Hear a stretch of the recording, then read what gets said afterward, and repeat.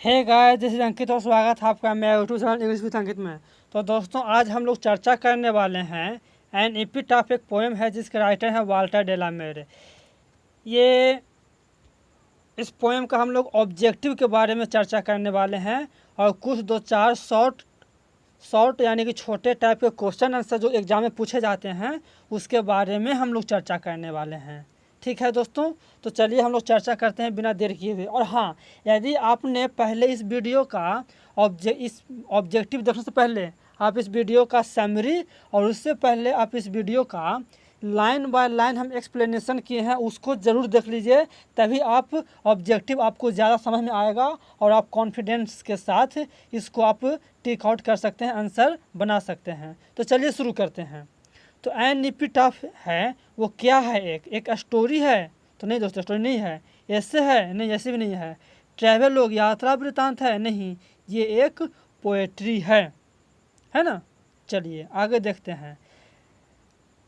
Walter de la Mare is a famous as Walter de la Mare famous हैं किस प्रकार के पोएम? हम दोनों वीडियो में आप लोगों को बतलाया हूँ। वार पोएट हैं? नहीं। नेचर पोएट हैं? नहीं। रोमांटिक पोएट हैं? नहीं। ये चाइल्ड्स पोएट, चिल्ड्रेन के पोएट हैं। ठीक है, चलिए आगे देखते हैं। An epitaph is written by, an epitaph के राइटर कौन है? तो बिल्कुल आसान सा बात है, एन एपिटाफ के राइटर हैं वाल्ट वाइटमैन? नहीं। T S Eliot? नहीं। D H Lawrence? नहीं। तो वाल्टर डेलामेर। अब आप लोग ये बतलाइएगा कमेंट में कि वाल्ट वाइटमैन किस पोएम के राइटर हैं। ठीक है, टी एस इलियट स्नेक के हो गए, सॉरी स्नेक के नहीं है, और क्या है, मैकविटी द मिस्टिक कैट के हैं। डी एच लॉरेंस को आप लोग बतलाइएगा। चलिए आगे देखते हैं। क्वीन एलिजाबेथ सेकेंड, जो क्वीन एलिजाबेथ, मैं आप लोगों को दोनों वीडियो में बतलाया था कि ये चीज़ आपको याद रखना है। Queen Elizabeth second honoured him, उनको सम्मानित किए थे किस पुरस्कार से? तो ऑर्डर ऑफ मेरिट। अब हो सकता है कि आपको ऑप्शन में देगा ऑर्डर ऑफ मेरिट, यहाँ तो हम क्वेश्चन में दिए हैं, लेकिन वो किस ईस्वी सन में उनको सम्मानित किए थे?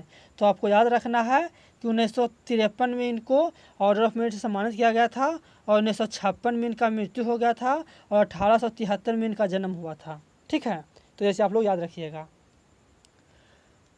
चलिए अब तो आगे मैंने दोनों क्वेश्चन का जवाब बतला दिया हूँ। वाल्टर डेलामेर का जन्म कब हुआ था? तो 1873, है ना, दोनों का जवाब दे दिए। और वाल्टर डेलामेर का मृत्यु कब हुआ था? तो 1956। चलिए आगे क्वेश्चन है। हाउ रेयर, चाहे जितना भी रेयर हो, चाहे जितना भी अलौकिक हो, ब्यूटी जो है, सुंदरता है, वो क्या हो जाता है? वो वैनिश हो जाता है, ख़त्म हो जाता है। ये चीज़ पोएम में दिया हुआ है।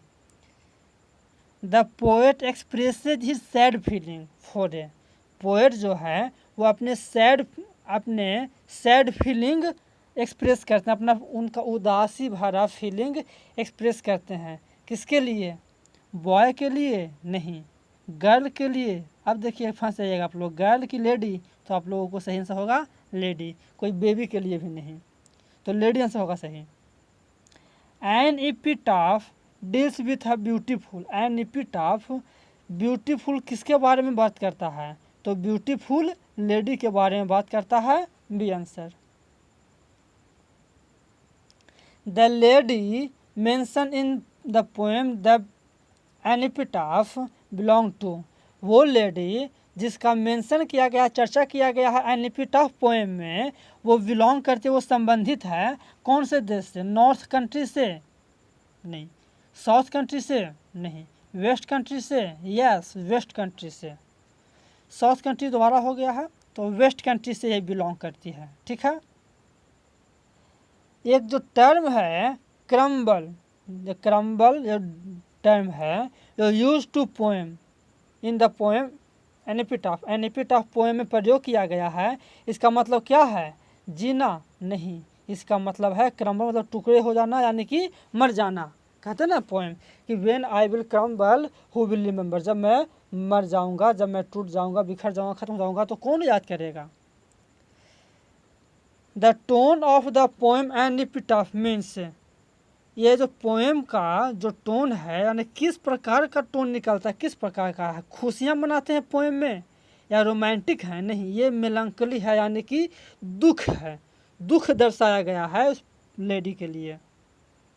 वाल्टर डेलामेर बिलोंग टू, वाल्टर डेलामेर कौन से सदी के कवि थे? तो आप बतलाइएगा कि मृत्यु कब हुआ था? तो 1956 में मृत्यु हुआ था। तो ये आपको 20th सेंचुरी के पोएट हो गए, ठीक है, 20th सेंचुरी के पोएट हो गए। अभी 21st सेंचुरी चल रहा है। चलिए आगे देखते हैं। वाल्टर डेलामेर क्या थे? तो वाल्टर डेलामेर पोएट थे, यस, नोबलिस्ट थे, शॉर्ट स्टोरी राइटर थे या ऑल ऑफ दिस थे? तो दोस्तों थोड़ा सा कन्फ्यूजन होगा आप लोगों को, लेकिन मैं बतलाता हूँ कि ये नोबलिस्ट भी थे और शॉर्ट स्टोरी राइटर भी थे, तो ऑल ऑफ दिस होगा, लेकिन मुख्य रूप से ये एक पोएट थे। तो आप लोग सही आंसर मारिएगा ऑल ऑफ दिस, और यदि ऑल ऑफ दिस नहीं होगा तभी आप लोग पोएट मारिएगा, ठीक है। अब तो आप लोगों को समझ आ गया होगा। चलिए नेक्स्ट क्वेश्चन है, Walter de la Mare shows fresh interest in, Walter de la Mare जो हैं वो अपना इंटरेस्ट दर्शाते हैं किस चीज़ का थीम में? तो ओल्ड थीम में। ये आप लोगों को हम बताए थे पहले वीडियो में, जब लाइन बाय लाइन एक्सप्लेनेशन कर रहे थे ना, तो उस वीडियो में दिया हुआ था, उसमें था कि ओल्ड थीम में वो अपना फ्रेश इंटरेस्ट और अपना जीनियस को, अपना नॉलेज को प्रखर करते हैं। वाल्टर डेलामेर न्यू, वाल्टर डेलामेर जानते थे, हु इज़ नाउ डेड, किसको जानते थे? गर्ल को कि लेडी को कि बॉय को? तो एक लेडी को जानते थे जो अब डेड हो गई है, मर गई है। द पोएट फील्स दैट, कवि यह फील करते हैं, यह महसूस करते हैं कि आफ्टर हिज डेथ, उनके मृत्यु के बाद, नो बडी विल, कोई भी, यानी पोएट के मरने के बाद कोई भी उस लेडी को क्या नहीं करेगा? कोई प्यार नहीं करेगा, कोई नफरत नहीं करेगा, या कोई भूलेगा नहीं, ये सब नहीं होगा दोस्तों। कोई याद नहीं करेगा, कोई प्यार नहीं करेगा, ऐसा नहीं है, कोई भी याद नहीं करेगा, ऐसा है क्वेश्चन पोएम में। The poet thinks that, poet यह सोचते हैं कि dot is not ever lasting, क्या चीज़ है जो कभी भी खत्म होने वाला नहीं है? Is not ever lasting, sorry, जो कभी भी एवर लास्टिंग, हमेशा रहने वाला नहीं है। तो ब्यूटी जो है वो हमेशा रहने वाला नहीं है, ये पोएट सोचते हैं, और ऐसा सच्चाई बात है ये। The lady who is died line, lady जो मर गई है वो कहाँ लेटी हुई है? गार्डन में, बगीचे में? नहीं, ग्रेव में दोस्तों, ग्रेव में लेटी हुई है, यानी कब्र में, फील्ड में नहीं और घर में नहीं। चलिए नेक्स्ट क्वेश्चन है, लाइट ऑफ स्टिप। देखिए इस प्रकार का क्वेश्चन भी आता है। अब इस प्रकार का क्वेश्चन आप कब बना पाइएगा? जब आप लोग लाइन बाय लाइन पोएम को पढ़िएगा तभी। तो क्वेश्चन है कि light of step and heart was she, ये कौन सा पोएम से लिया गया है? इज टेकन फ्रॉम, लिया गया है कौन सा पोएम से? Fire hymn, snake, the soldier या एन एपिटाफ? तो इसका सही आंसर होगा एन एपिटाफ, ठीक है। चलिए लास्ट क्वेश्चन है, एंड व्हेन आई क्रम्बल, जब मैं टुकड़े टुकड़े हो जाऊंगा, जब मैं मर जाऊंगा, हु विल रिमेंबर, कौन याद करेगा? Is written by. अब ये जो लाइन है वो किसके द्वारा लिखा गया है? तो पहले तो आपको ये सोचना है कि ये लाइन लिया कहाँ से गया है। तो ये लाइन लिया गया है एनिपिटाफ से, और एनिपिटाफ का राइटर कौन है? तो वाल्टर डेलामेर, ठीक है दोस्तों। तो ये था हमारा कुल मिलाकर 20 से 21 ऑब्जेक्टिव। चलिए हम लोग कुछ इसी पोएम का शॉर्ट क्वेश्चन से देखते हैं। देखिए दोस्तों, पहला क्वेश्चन है कि where does the lady lie in an epitaph, an epitaph poem में लेडी कहाँ लेटी हुई है? तो देखिए इसका सही आंसर क्या होगा, आंसर आपको लिखना है।